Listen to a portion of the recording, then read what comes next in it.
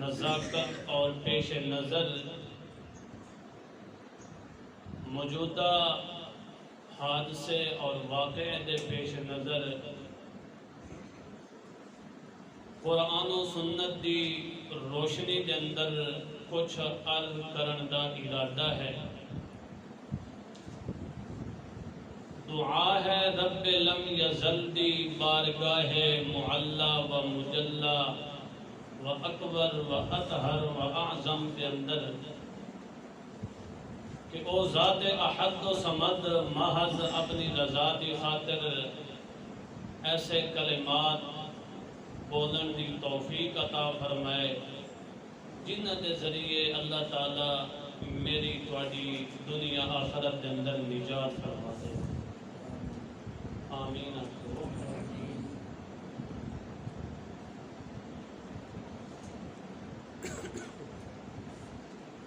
ایک مسلمان اور مومن واسطے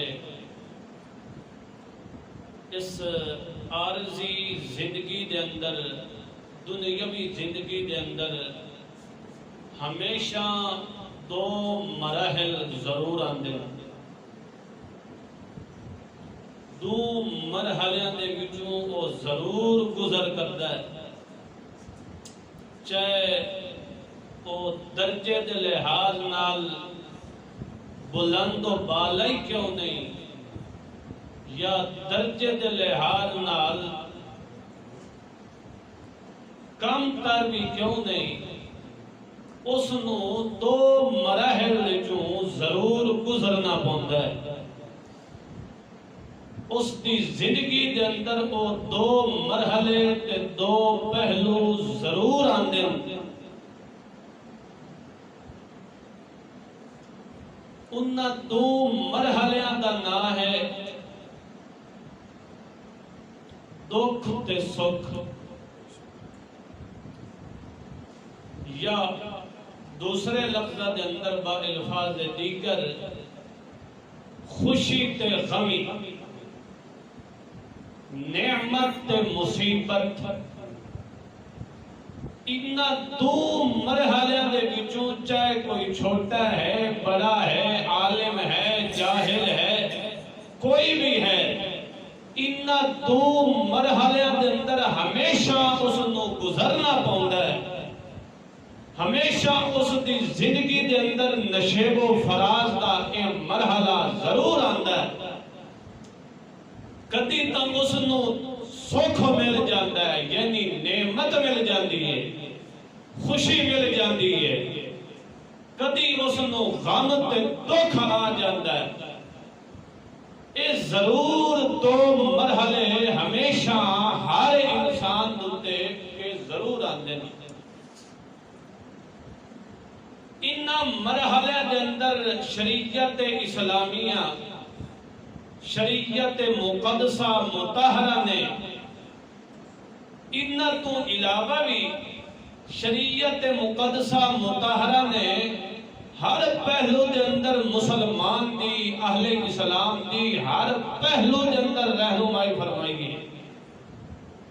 صرف یہی نہیں کہ دکھ سکھ دے معاملے دے اندر، نہیں، شریعت مقدسہ مطہرہ نے ہر شعبے دے اندر، ہر پہلو دے اندر مذہب اسلام نو رکھن والے مسلمان واسطے، اہل اسلام واسطے ہر پہلو تے روشنی ڈالی ہے۔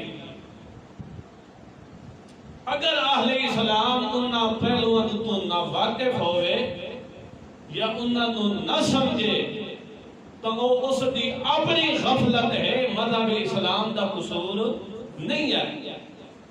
سمجھے نہیں یا اس دوتے عمل پیرا نہ ہوئے تو وہ اس دی اپنا نقص ہے، اپنی غفلت ہے، کمزوری ہے، مذہب اسلام دا ضعف تے کمزوری نہیں ہے۔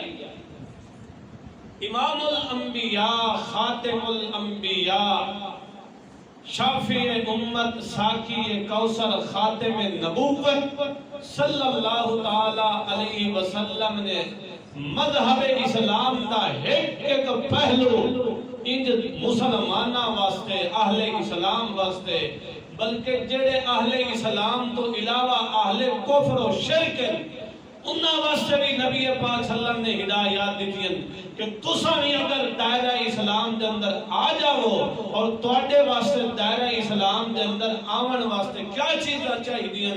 امام الانبیاء صلی اللہ تعالی علیہ وسلم نے انہاں واسطے بھی رہنمائی فرمائی. یہ ہے کہ نہیں؟ شریعت اسلامیہ دے اندر ہر پہلو دی ہر مسئلے دی اس دی وجہ اور اس دی حکمت اور اس دا فیصلہ ضرور موجود ہے.